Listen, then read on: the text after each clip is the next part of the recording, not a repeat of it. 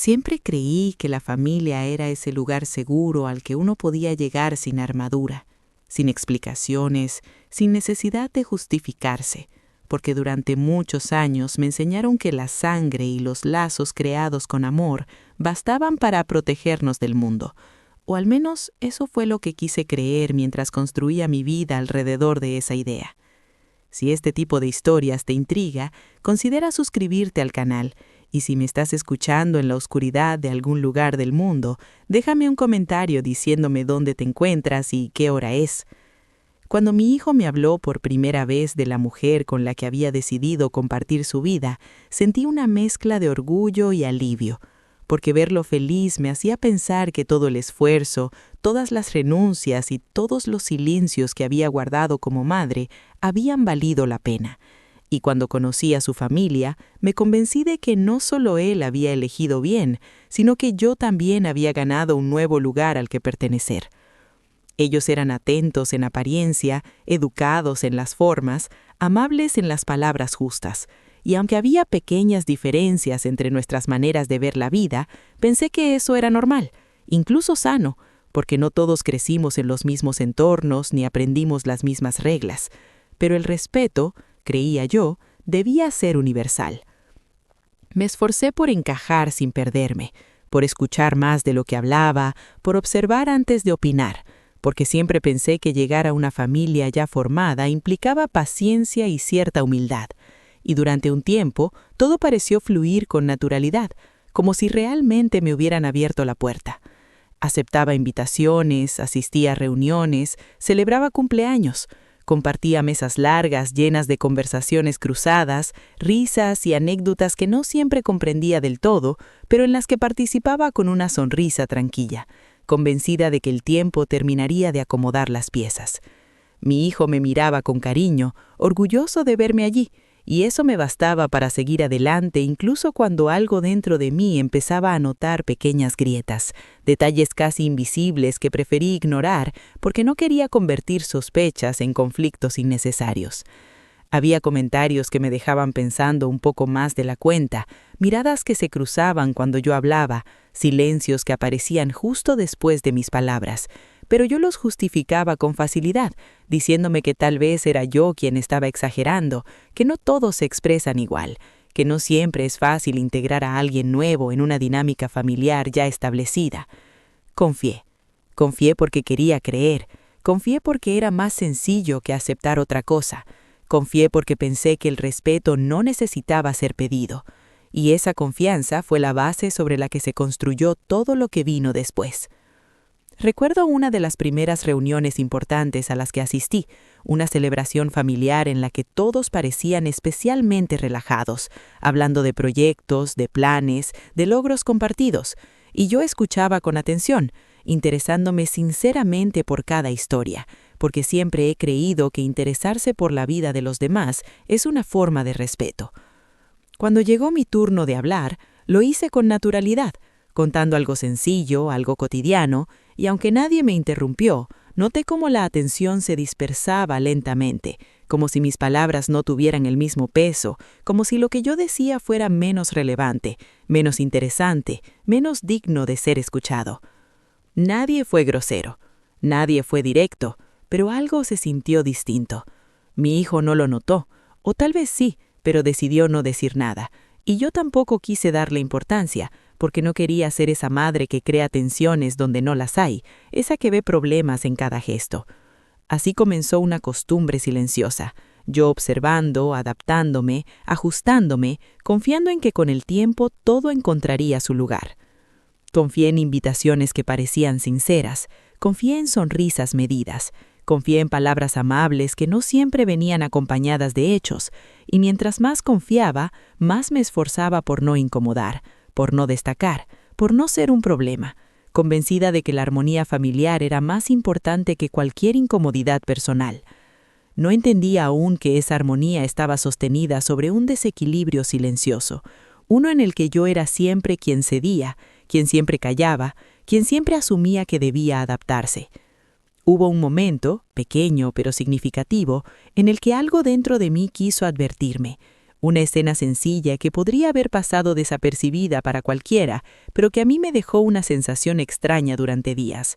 Estábamos sentados alrededor de una mesa, conversando de manera relajada, cuando surgió un tema que yo no dominaba del todo, y al hacer una pregunta, alguien sonrió de una forma que no supe interpretar en ese instante, una sonrisa breve, compartida con otra persona, como si mi intervención hubiera confirmado algo que ya pensaban.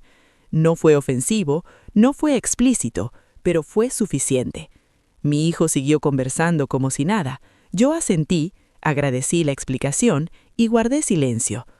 Ese silencio mío no era sumisión, o al menos así lo veía entonces, sino una forma de mantener la paz, de demostrar que no necesitaba demostrar nada, que mi valor no dependía de opiniones ajenas. Lo que no sabía era que cada silencio acumulado se convertiría con el tiempo en una lección difícil, de esas que no se olvidan porque llegan cuando ya no se pueden ignorar. Confié en la familia de mi hijo creyendo que el respeto era implícito, que el cariño se construía solo, que los lazos se fortalecían con el tiempo. No imaginaba que esa confianza sería puesta a prueba de la forma más dura, ni que aprendería, demasiado tarde, que no todas las familias reciben con el corazón abierto, y que a veces el mayor error no es confiar, sino hacerlo sin límites. Con el tiempo, aquello que al principio eran solo sensaciones difíciles de nombrar, empezó a tomar una forma más clara, no porque alguien dijera algo abiertamente hiriente, sino porque los pequeños gestos comenzaron a repetirse con demasiada frecuencia como para seguir viéndolos como coincidencias, y fue entonces cuando entendí que la confianza, cuando no es recíproca, puede volverse una carga silenciosa. Cada reunión con la familia de mi hijo seguía un patrón parecido, uno que yo ya podía anticipar incluso antes de cruzar la puerta, porque bastaba con observar las miradas, los lugares que cada quien ocupaba en la mesa, los temas que se elegían para conversar y, sobre todo, los que se evitaban cuando yo estaba presente. No me excluían de forma directa, pero tampoco me incluían del todo, y esa zona intermedia, ese espacio ambiguo en el que no se sabe si uno es bienvenido o simplemente tolerado, resultó ser más incómodo que un rechazo claro. Yo seguía haciendo lo mismo de siempre. Llegaba puntual, saludaba con educación, preguntaba por los demás, escuchaba con atención y trataba de participar sin imponerme, porque aún creía que la paciencia y la constancia terminarían por demostrar que mis intenciones eran sinceras, pero cada intento parecía chocar con un muro invisible. Había conversaciones que se interrumpían justo cuando yo me acercaba, risas que bajaban de volumen, decisiones que se tomaban sin consultarme, aunque luego se me informara como un detalle sin importancia. Y aunque nadie lo decía en voz alta, el mensaje empezaba a ser evidente. Mi hijo, atrapado entre dos mundos, parecía no notar del todo lo que ocurría, o quizá lo notaba, pero prefería pensar que no era tan grave, porque aceptar lo contrario implicaba reconocer que la familia que había elegido no siempre trataba con respeto a la persona que le dio la vida. Yo no quería cargarlo con esa verdad, no quería obligarlo a elegir, así que seguí callando. Sin embargo, hubo un episodio concreto que marcó un punto de inflexión, uno de esos momentos que no se olvidan porque dejan una sensación persistente, como si algo se hubiera movido por dentro y ya no pudiera volver a su lugar original.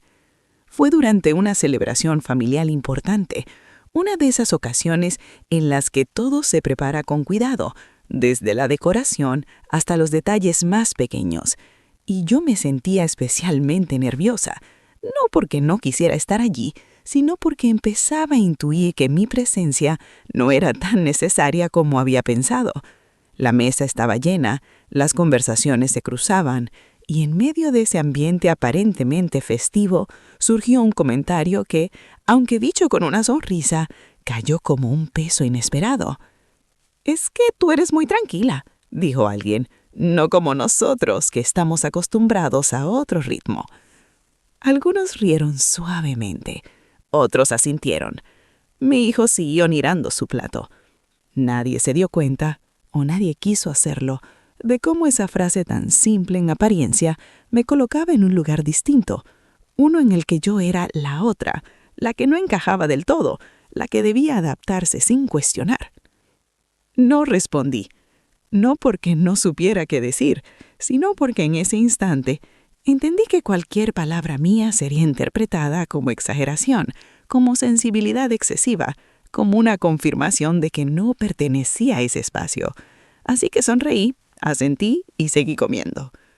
Pero por dentro, algo empezó a romperse. Ya no se trataba solo de incomodidad, sino de una tristeza profunda, de la sensación de haber confiado demasiado, de haber entregado tiempo, energía y buena voluntad a personas que no parecían dispuestas a hacer lo mismo por mí. Esa noche, al llegar a casa no pude dormir. Repasé cada escena, cada gesto, cada silencio, intentando entender en qué momento había dejado de sentirme parte de algo, en qué punto la confianza se había convertido en una expectativa no cumplida. Y fue entonces cuando me hice una pregunta que hasta ese momento había evitado. ¿Hasta cuándo estaba dispuesta a seguir confiando en personas que no me ofrecían el mismo respeto? La respuesta no llegó de inmediato, pero sí llegó con una claridad que ya no pude ignorar. Confiar no significaba aguantarlo todo. Ser familia no justificaba el desprecio sutil y el amor por mi hijo no debía obligarme a aceptar un lugar que me hacía sentir pequeña. A partir de ese día, algo cambió en mí. No dejé de asistir a las reuniones, no me volví distante, pero comencé a observar con otros ojos, a escuchar con más atención, a notar quién estaba realmente dispuesto a cuidar el vínculo y quién solo se beneficiaba de mi silencio. La confianza seguía allí, pero ya no era ciega, y sin saberlo aún, me estaba acercando al momento más difícil, aquel en el que la lección dejaría de ser interna para volverse inevitable, porque cuando uno confía demasiado tiempo en el lugar equivocado, la vida termina mostrándole la verdad de una forma que no se puede ignorar. Hubo un momento concreto, uno que aún recuerdo con demasiada claridad, en el que dejé de preguntarme si estaba exagerando y comencé a aceptar que aquello que sentía tenía un fundamento real, porque a veces la vida no necesita gritar para ser entendida. Basta con una escena precisa, un gesto mal colocado, una ausencia en el momento exacto. Ocurrió durante una situación aparentemente normal, una de esas reuniones que ya formaban parte de la rutina familiar, donde todos se comportaban como si nada hubiera cambiado, aunque por dentro yo sabía que algo se había ido desgastando sin retorno, y aún así decidí asistir, más por mi hijo que por mí. Desde que llegué, noté una distancia distinta, no más evidente, sino más firme, como si ya no hiciera falta disimular tanto, como si mi presencia fuera aceptada solo porque era inevitable, no porque realmente importara, y esa sensación me acompañó durante toda la tarde. Las conversaciones fluían sin incluirme del todo, los temas se elegían sin pensar si yo podía participar, y cuando lo hacía, las respuestas eran breves, funcionales, sin interés real en continuar el intercambio, como si cada palabra fuera solo un trámite necesario para seguir adelante. Mi hijo parecía incómodo, pero no intervenía. Yo lo observaba, intentando entender en qué punto había decidido que callar era la mejor opción, y aunque una parte de mí quería creer que lo hacía para evitar conflictos, otra empezaba a aceptar que ese silencio tenía un costo que no estaba dispuesto a asumir. El momento decisivo llegó cuando surgió una conversación relacionada con decisiones familiares importantes, planes que se estaban haciendo sin contar conmigo, aunque me afectaran de manera indirecta, y fue entonces cuando alguien lo dijo sin rodeos, sin mala intención aparente, pero con una frialdad que me dejó sin aire por unos segundos. «Pensamos que no hacía falta consultarte», dijo uno de ellos. «Total, tú siempre te adaptas». La frase cayó en la mesa con un peso imposible de ignorar. No hubo risas, no hubo bromas, solo un silencio incómodo que nadie se apresuró a romper. Miré a mi hijo. Esperé una palabra, una aclaración, un gesto que indicara que aquello no era justo, que no era correcto hablar así, pero no ocurrió nada. Él bajó la mirada, y en ese instante todo se acomodó dentro de mí de una forma dolorosamente clara. No era que no me respetaran por no conocerme lo suficiente, no era que hubiera un malentendido, era que habían aprendido, con el tiempo, que podían tomar decisiones sin mí, hablar sin considerarme, bromear sin medir consecuencias, porque yo siempre estaría allí, aceptando, adaptándome, justificando. Habían aprendido eso porque yo se los había permitido, y porque mi hijo, aun sin quererlo, había confirmado con su silencio que ese trato era aceptable. No dije nada en ese momento, no porque no doliera, sino porque entendí que ya no se trataba de defenderme, sino de reconocer una verdad que llevaba tiempo negando. Había confiado en personas que no sabían cuidar esa confianza. Terminé la reunión con la misma educación de siempre. Me despedí con una sonrisa que ya no era ingenua, sino consciente, y al salir sentí una mezcla extraña de tristeza y alivio, porque por primera vez no estaba tratando de convencerme de nada. Esa noche, sola en casa, no lloré, no sentí rabia, sentí claridad, y esa claridad fue, al mismo tiempo, la parte más dura y más liberadora de toda la experiencia. Comprendí que la confianza no es un regalo eterno, que debe cuidarse, sostenerse y respetarse, y que cuando alguien la recibe y la usa sin consideración, deja de merecerla. Comprendí también que amar a mi hijo no significaba aceptar cualquier cosa en nombre de la familia, ni permanecer en un lugar donde mi voz no tenía espacio, aunque fuera por omisión. Esa fue la noche en la que decidí, sin hacer anuncios ni promesas, que algo iba a cambiar. No sabía aún cómo, no sabía aún cuándo, pero sabía que ya no podía seguir ocupando el mismo lugar. La vida, mientras tanto, parecía observar con paciencia, como si estuviera esperando ese momento exacto en el que uno deja de engañarse a sí mismo para empezar a aprender, porque a partir de ahí, nada vuelve a ser igual. Y lo que vendría después, aunque doloroso, terminaría de enseñarme la lección más dura, esa que solo se aprende cuando la confianza se rompe en silencio. Después de aquella reunión, no tomé decisiones drásticas ni anuncié cambios, porque nunca he creído en los gestos impulsivos ni en las reacciones teatrales, y porque sabía que cualquier movimiento apresurado solo confirmaría la idea de que yo era el problema, la parte sensible, la que exagera donde otros no ven nada. Así que hice lo que mejor sabía hacer: observar, escuchar y, por primera vez, marcar una distancia que no necesitaba ser explicada. Seguí respondiendo a los mensajes, pero con menos urgencia. Seguí asistiendo a algunas reuniones, pero ya no a todas. Seguí siendo educada, pero dejé de esforzarme por agradar. Ese cambio fue sutil, casi imperceptible al principio, pero suficiente para alterar un equilibrio que durante mucho tiempo se había sostenido sobre mi disponibilidad constante, sobre mi capacidad de adaptarme sin preguntar, y no tardé en notar que algo empezaba a incomodarles. Las invitaciones se volvieron menos frecuentes, los mensajes más breves, las conversaciones más cuidadas. No porque de pronto me respetaran más, sino porque ya no podían dar por hecho que yo estaría siempre allí, dispuesta a ocupar el lugar que me asignaban sin cuestionarlo. Y esa incertidumbre empezó a generar una tensión nueva, una que ya no recaía solo sobre mí. Mi hijo fue el primero en notarlo.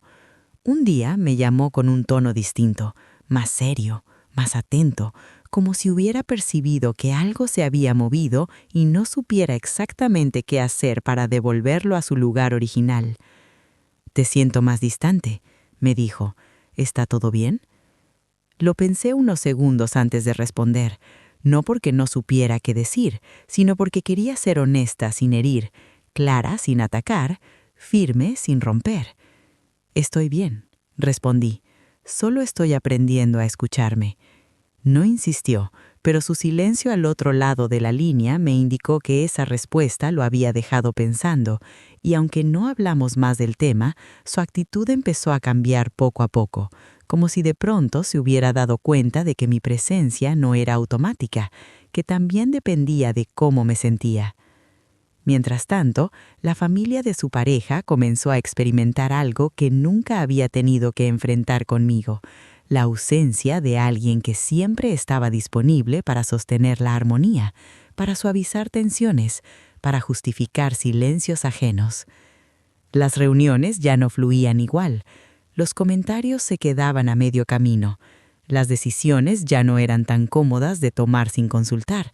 Y aunque nadie lo decía en voz alta, era evidente que algo faltaba. No porque yo fuera imprescindible, sino porque había dejado de cubrir un espacio que nunca debió recaer solo sobre mí. Hubo un encuentro particularmente revelador, uno en el que coincidimos después de varias semanas sin vernos, y desde el primer momento se notó una incomodidad generalizada, una especie de cuidado excesivo en las palabras, como si no supieran bien qué terreno estaban pisando. Alguien hizo un comentario que antes habría pasado desapercibido, una broma ligera, pero esta vez se quedó flotando en el aire, sin risas, sin complicidad, y por primera vez vi cómo esa persona se detenía, miraba alrededor y cambiaba de tema. No miró hacia mí, pero supo. Mi hijo, sentado a mi lado, me observó con atención, como si estuviera viendo una escena nueva, una dinámica distinta, y fue entonces cuando entendí que el cambio no necesitaba explicarse, porque se estaba manifestando solo, de la forma más efectiva. Más tarde, en privado, se acercó a mí. Creo que no me di cuenta de muchas cosas, admitió, o tal vez no quise hacerlo. No fue una disculpa completa, ni una confesión profunda, pero fue un comienzo, y yo asentí sin reproche, porque sabía que cada quien necesita su propio tiempo para entender lo que ha estado evitando. Confié demasiado, le dije, y a veces eso también es un error. No dijo nada más, pero algo se acomodó entre nosotros. La familia de su pareja, por su parte, empezó a mostrarse más cauta, más correcta, menos relajada en sus comentarios, y aunque ese cambio no nació de una comprensión genuina, sí fue una consecuencia directa de haber perdido la comodidad que les daba mi silencio constante. Y ahí comprendí algo fundamental. No siempre es necesario confrontar para que las cosas cambien. A veces basta con dejar de sostener lo que nunca debió depender de uno solo. La lección seguía siendo dura, porque aceptar que uno ha confiado demasiado implica reconocer que también ha permitido más de lo que merecía. Pero esa aceptación venía acompañada de una paz nueva, una que no había sentido antes. Sabía que aún faltaba algo, un último momento, uno en el que todo terminaría de acomodarse, no con reproches, ni con victorias visibles, sino con una verdad simple y definitiva. La lección más dura aún no había terminado de mostrarse. El final no llegó como yo lo había imaginado durante tanto tiempo, porque cuando uno atraviesa una experiencia de decepción profunda, suele pensar que el cierre vendrá acompañado de una conversación decisiva, de una disculpa clara o de un reconocimiento explícito. Pero la realidad fue mucho más silenciosa y precisamente por eso más contundente. No hubo una escena dramática, no hubo una confesión colectiva, no hubo un momento en el que todos se sentaran a hablar de lo ocurrido. Lo que hubo fue una transformación lenta, casi imperceptible en la forma en que me relacionaba con ellos y sobre todo en la forma en que me relacionaba conmigo misma. Dejé de justificar actitudes que me herían, dejé de buscar aprobación donde nunca había sido ofrecida, dejé de esforzarme por ocupar un lugar que no estaba siendo cuidado. Y en ese proceso, sin darme cuenta, recuperé algo que había perdido poco a poco. La tranquilidad de saber que mi valor no dependía de ser aceptada por todos, ni de encajar en una familia que no supo recibir mi confianza con el mismo respeto con el que yo la entregué. Mi hijo, con el tiempo, empezó a acercarse desde un lugar distinto, uno más consciente, más atento, como alguien que finalmente entiende que amar también implica proteger, y aunque nunca hablamos abiertamente de todo lo que había ocurrido, su manera de estar conmigo cambió de forma sincera. La familia de su pareja, en cambio, nunca pidió disculpas, y eso fue quizás la parte más difícil de aceptar, pero también fue la más reveladora, porque comprendí que no todas las personas están preparadas para reconocer el daño que causan y que esperar eso solo prolonga el dolor. La lección más dura no fue aprender a desconfiar, fue aprender a confiar de otra manera, con límites, con conciencia, con la certeza de que la cercanía no se regala, se construye. Hoy miro hacia atrás sin rencor, pero con claridad. Entiendo que confié porque quise creer en lo mejor, porque pensé que la familia se elige una sola vez y se cuida pase lo que pase. Y aunque esa creencia me costó caro, no la considero un error, sino un aprendizaje. Aprendí que amar no significa soportar, que callar no siempre es madurez, y que el respeto no se negocia, ni siquiera en nombre de la familia. Si algo me dejó esta historia fue la certeza de que uno puede dar mucho sin perderse, siempre y cuando sepa cuándo detenerse, cuándo dar un paso atrás y cuándo aceptar que no todos los vínculos están destinados a crecer. Confié en la familia de mi hijo y aprendí la lección más dura, pero también aprendí la más valiosa, que cuidarme no me hace egoísta, me hace libre, y esa libertad, silenciosa y firme, fue el verdadero final de esta historia.